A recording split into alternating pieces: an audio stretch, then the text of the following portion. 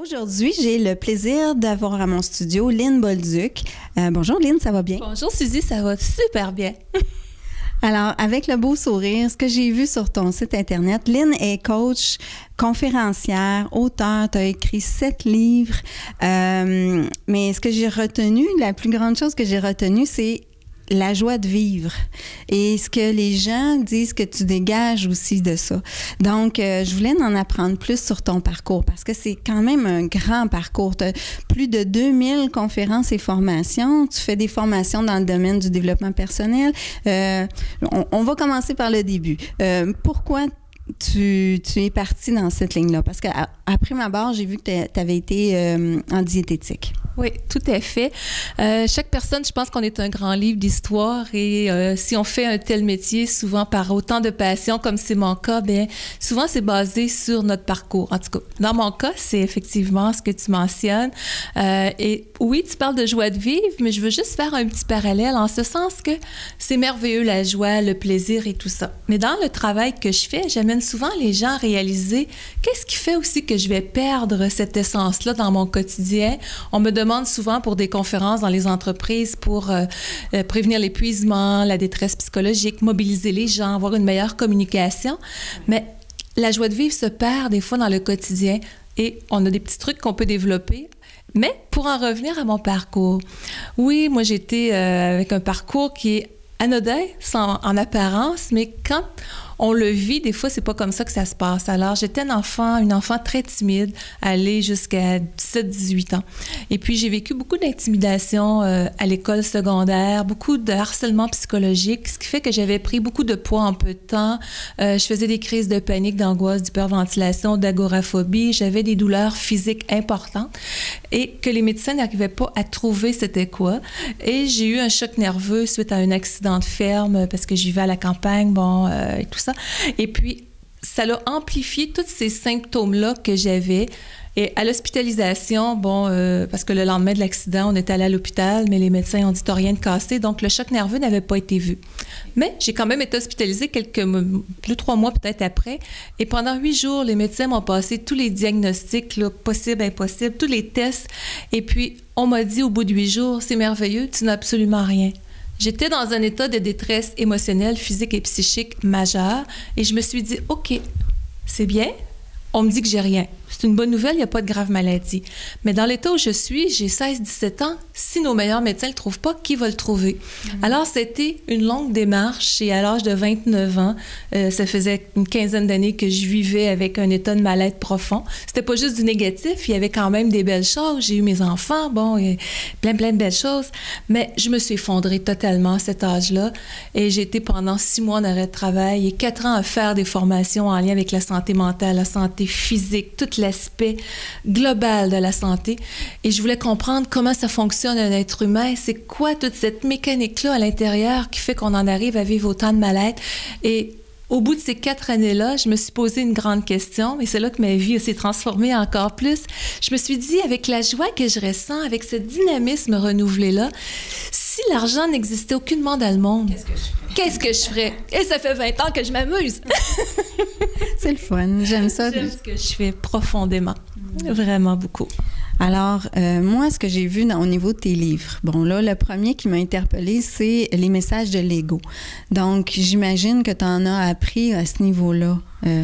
Quelle question, oui, parce que quand j'écris les messages de l'ego, paix, amour et joie ici maintenant, ce livre-là, pour moi, parmi les 7, c'est un de ceux qui me tient le plus à cœur. Il y aurait du passé des larmes aux rires qui est inspiré de mon histoire et comment on peut traverser des périodes plus difficiles.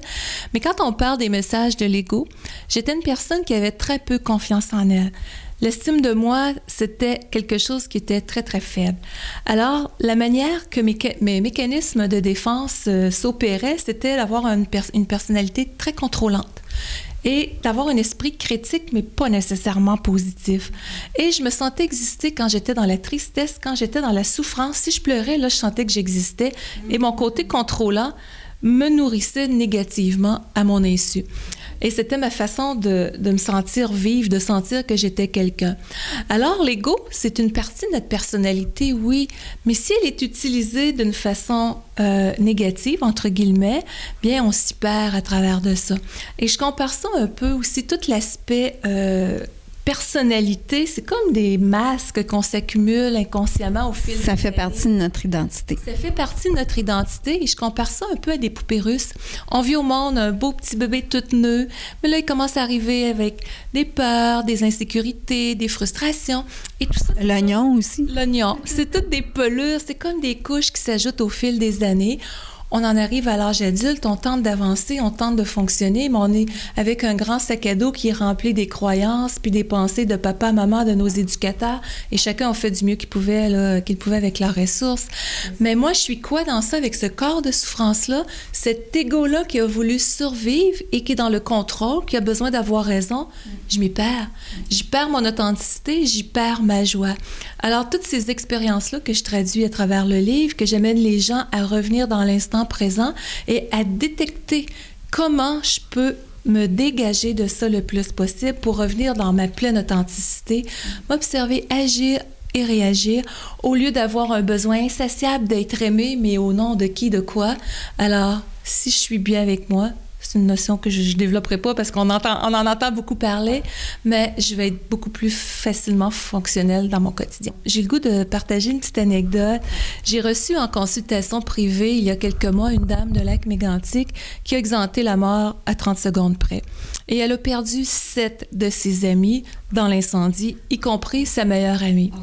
Elle vient me voir en consultation et elle dit « Je me sens tellement comme abandonnée dans cette tristesse-là. » Et puis, elle dit « Je suis pas capable de comprendre pourquoi que je me sens abandonnée. » Alors, on jase, on explore un peu certaines choses.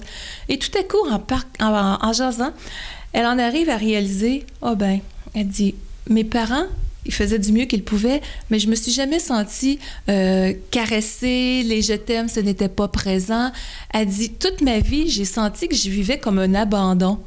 Et dans ce coaching-là, à jaser, elle a fait le lien que ça, toute la charge d'abandon qu'elle portait depuis tout ce temps-là est venue à son apogée à travers l'événement. C'est triste, ça ne lui redonne pas ses amis, c'est tragique. Mais je lui ai reparlé, ça fait une couple de semaines, et elle me dit, je suis capable d'être dans une sérénité parce que j'ai compris comment est-ce que je portais une boule de souffrance en dedans depuis longtemps, d'émotions. Alors le but, ce n'est pas de régler le passé avec les gens, mais comment à partir d'aujourd'hui, riche de l'expérience que j'ai, je peux aller de l'avant. Moi, ce que je comprends aussi beaucoup et énormément, c'est que ce n'est pas, comme vous dites, c'est pas nécessairement le travail le problème, c'est ta croyance aussi, ta croyance par rapport à comment tu te sens ou comment tu te sens avec les autres personnes. C'est beaucoup la croyance, parce que je trouve ça super important qu'on en parle parce que j'ai croisé beaucoup de gens en développement personnel qui croyaient que leur travail n'était pas le meilleur pour eux et ils voulaient absolument changer. Mais beaucoup sont comme ça et ils sentent comme pris un peu entre changer de travail, mais en fait, est-ce que c'est si nécessaire? Oui, des fois, mais en même temps, est-ce que si je change ma croyance, je vais me sentir mieux puis je vais être capable de garder mon travail? Il y a beaucoup de réponses possibles à cette question. Vraiment, elle est très pertinente. Parce que oui, dans les milieux de travail, on dit... Moi, j'ai fait beaucoup de télé dans ma carrière et un producteur télé m'a dit un jour, ça fait à peu près 3-4 ans de ça, 80% des gens ne font pas ce qu'ils aiment. Alors, ce n'est souvent pas nécessairement le travail, mais... Quand on parle de croyances ou besoin des fois de changer notre attitude, je prends l'exemple d'une infirmière qu'on me disait un jour qui travaillait à l'urgence, elle était saturée, elle dit « je n'en peux plus, je m'en vais réétudier pour aller travailler en petite enfance ». Quelqu'un lui a dit « t'as pas pensé de t'en aller en pédiatrie ou à la pouponnière? C'est la femme la plus heureuse depuis. » Alors, si on en arrive aussi dans des milieux de travail, j'ai été demandée pour un organisme récemment pour un cas de détresse psychologique au travail. Les gens ils ont dit on n'arrive plus à se comprendre et c'est devenu des burn-out, des dépressions de façon successive. Pour réaliser dans la conférence, à jaser avec les personnes, bon, j'avais un fondement pour développer mon matériel, mais il y avait une personne dans l'établissement qui était très, très, très contrôlante. Et cette personne-là, c'était vraiment ne pas écouter nécessairement les gens et mettre des ordres. Et vous êtes comme des petits robots, vous devez m'écouter. Les gens n'étaient pas capables de faire face à ça. Alors, c'était d'aller voir qu'est-ce qui se dégageait de ça pour réaliser que la personne qui contrôlait beaucoup, finalement, tout ce qu'elle avait besoin, c'était d'être appréciée, mais elle ne savait pas comment le faire. Et les autres, qu'est-ce qu'il y avait à réaliser aussi à travers de ça, c'était d'être capable de s'affirmer, de dire, regarde, j'entends la manière que tu me parles, mais regarde, moi, j'ai mon point de vue qui est ça, j'ai besoin de l'exprimer puis de sentir que je suis entendue. Bref, on a développé autour de ça pour recréer une synergie de respect dans l'équipe et amener chacun à comprendre pourquoi l'autre réagit. Parce que plusieurs voulaient quitter leur travail, mais dans le fond, ils étaient en train de travailler leur personnalité. Je me dis, on a la terre entière pour aller travailler. Qu'est-ce qui fait qu'on est à un tel endroit? Ben, des fois, c'est quelque chose qui nous amène à travailler notre personnalité, notre épanouissement. Et c'est tout ça qui est à démystifier des fois puis qu'on ne réalise pas là, au quotidien. La plupart, moi, je suis la première à avoir vécu l'impression justement de ne pas être entendue au travail. Des fois, est-ce que dans ta vie, si tu ne comprends pas quelque chose, je dirais comme ça, là, par rapport à tes parents, est-ce que ça va se répéter constamment jusqu'à temps que tu finisses par le comprendre? Bien, c'est un phénomène, oui, qu'on est obligé, entre guillemets, de dire qui va être une réalité, parce que si une personne vit beaucoup d'insécurité, je prends l'exemple, moi, je reçois beaucoup de gens, en cabinet, qui vont avoir besoin de renforcer leur confiance en soi, qui ont de la difficulté, mais si, oui, ça n'a pas été appris, ils vont répéter ces patterns-là, ils ne veulent pas déplaire, et c'est tout un ensemble de facteurs qui va se reproduire à travers de ça par le fait même. Oui. Okay. Et puis, pour parler de ton dernier livre, c'est lequel? Mon dernier qui vient de paraître il y a quelques semaines s'appelle « Émotion, joie de vivre et auto-guérison, la conscience au-delà des mots, MAUX ». Et quand on parle d'auto-guérison, je veux juste faire une précision à ce niveau-là parce que on se graphine, on se fait mal, on a tous un potentiel régénérateur dans notre corps, on a un rhume, le corps, il y a un facteur d'autoréparation inné qui est là. Alors, si on est capable, par notre mode de vie, nos attitudes, différents outils, de stimuler au quotidien ce côté naturel-là de notre vitalité, bien, on est très gagnant. Et quand je parle de l'aspect émotionnel, bien, c'est pas par hasard parce que j'ai constaté dans ma propre vie, dans ma pratique depuis 20 ans, comment les émotions souvent vont venir saboter la vitalité des gens. Alors, ce livre-là, c'est 2 ans et demi d'écriture où j'ai fait énormément de recherches sur autant qu'est-ce que certains médecins avaient pu découvrir par rapport à l'aspect holistique, si on veut, de la santé. Oui, quelqu'un va avoir un problème au foie, par exemple. Mais qu'est-ce que la personne vit dans sa réalité quotidienne? La médecine, avec tout le respect qu'on leur doit, n'ont pas toujours le temps d'aller voir dans cet aspect-là. Alors, pour moi, ça a été à partir de différents témoignages que j'ai vus dans ma carrière, à partir de mes propres expériences, à partir de recherches, comment je peux outiller les gens à stimuler ça dans leur quotidien et qu'est-ce que certains médecins ont amené comme outil. Donc, il est excessivement documenté pour que les gens, sur le plan pratico-pratique, puissent agir à ce niveau-là. Et on prend des exemples comme Guy Corneau, entre autres, les gens qui ont lu son livre « Vivre », qui est absolument magnifique. Quand il faisait sa chimio, il y avait tout un processus de visualisation de la joie à l'intérieur.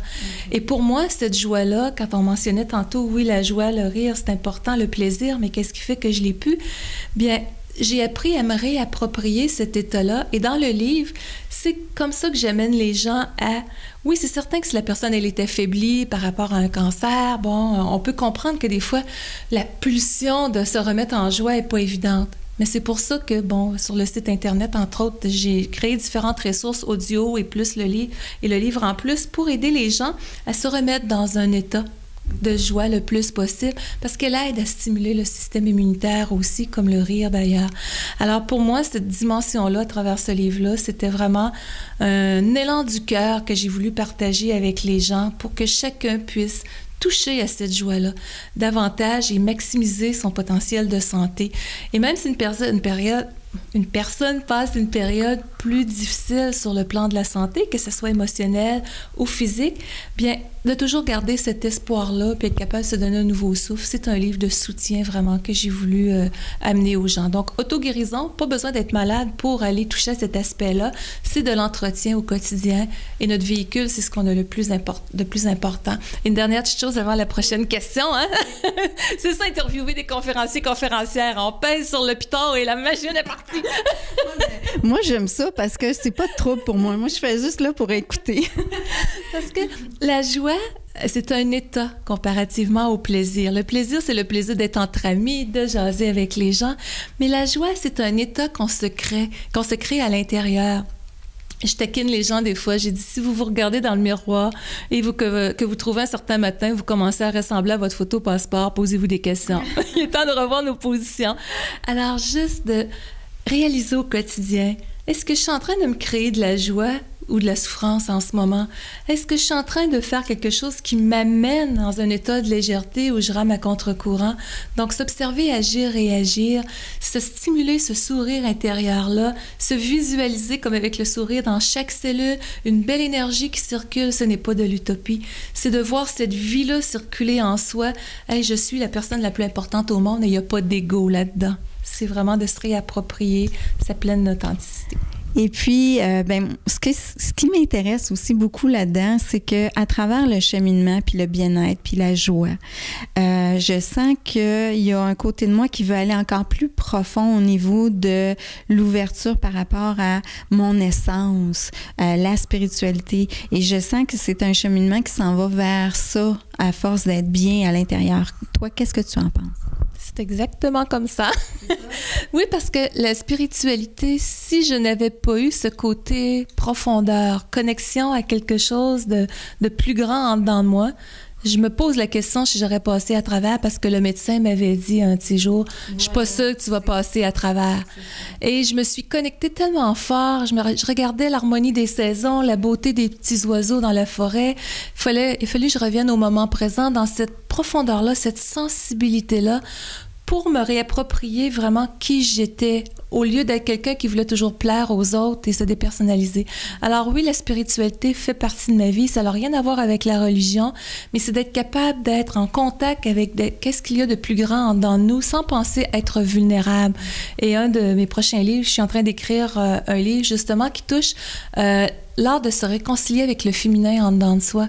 Parce que moi, pour avoir l'air forte aussi, à l'époque, je m'étais très masculinisée, j'avais besoin de me montrer forte, j'avais une grosse carapace. Et c'est à travers la spiritualité aussi, à travers le lien que je me suis redonné de dire, regarde, ma sécurité, elle ne viendra pas de l'extérieur, je vais la bâtir à l'intérieur par cette connexion-là que j'ai avec moi. C'est quoi pour toi la féminité en dedans? La féminité, ce n'est pas juste une apparence. C'est vraiment pas là. C'est d'être capable de reconnaître, j'appellerais ça un petit peu le pouvoir de la lenteur, de ressentir les choses, d'être en connexion avec notre intuition, avec le côté finesse, vulnérabilité, amour, bien sûr. C'est la douceur. Je suis une personne qui peut être ultra dynamique, faire une conférence spectacle où ça va être électrisant dans la salle. Comme je peux arriver dans une dimension qui va être beaucoup plus douce, beaucoup plus sensible. Donc, cette féminité-là, c'est est-ce que je suis capable de me sentir à l'aise aussi dans mon corps, dans mon cœur, dans mon être? Est-ce que dans ta vulnérabilité, en quelque part aussi? Oui, et la vulnérabilité, prenez l'exemple d'une biche et son petit faon. Arrivera un bourreau à côté. Je pense que personne qui peut rester insensible devant la beauté, par exemple, d'un petit faon, devant sa vulnérabilité. Alors souvent dans notre société, la sensibilité, la douceur, l'authenticité peut être perçue de façon péjorative. Et même, dans certains cas, aller chercher un côté victimite, si c'est mal utilisé. Trop sensible. Trop sensible. Alors, si on en revient à percevoir que, regarde, on est quelqu'un de bien, on a fait des démarches, je pense, chacun à nos façons pour en arriver à se créer un oasis de paix intérieure. On se dépose sur ça. Au lieu de chercher le bonheur, de chercher à se retrouver de l'extérieur. Quand tout ça jaillit vers l'intérieur, de l'intérieur, c'est comme un rayonnement qui vient, qui transpire de nous et on n'a plus rien à prouver à personne. On peut se permettre d'être davantage dans l'être plutôt que dans le paraître. Et qu'on soit homme ou femme, on a tous un côté masculin et féminin. Et ce côté féminin-là, c'est ce côté tendresse, le côté douceur, le côté amour au niveau relation avec soi, avec les autres aussi, qui s'exprime sans avoir rien à prouver à personne. Et le côté coquet, ben, il y a sa place aussi. Oui, comme Christine a dit, sexy, zen et happy, elle se le permet. C'est ça. Je pense que ça a sa place parce que souvent, les femmes sont là aussi. Ben, on parle de coquetterie. Tu sais, c'est autant pour les hommes, pour les femmes, de se laisser aller à dire, OK, moi, j'aime ça me regarder dans le miroir d'abord pour moi, de savoir que je prends bien soin de moi dans ce sens-là aussi. Et ça vaut autant pour les hommes, pour les femmes, de prendre soin d'eux autres dans tout ce qu'ils sont, compris en commençant par soi-même. Exact. Merci beaucoup, Lynn. Les gens peuvent Merci tous d'avoir été là. C'est un plaisir de partager. Au plaisir de vous voir en vrai, en salle ou autrement. Et puis, vous pouvez la voir sur www.lynnbolduc.com. Tout à fait. Mais merci, un grand merci. C'était un plaisir. C'était bien apprécié aussi. Merci tout le monde.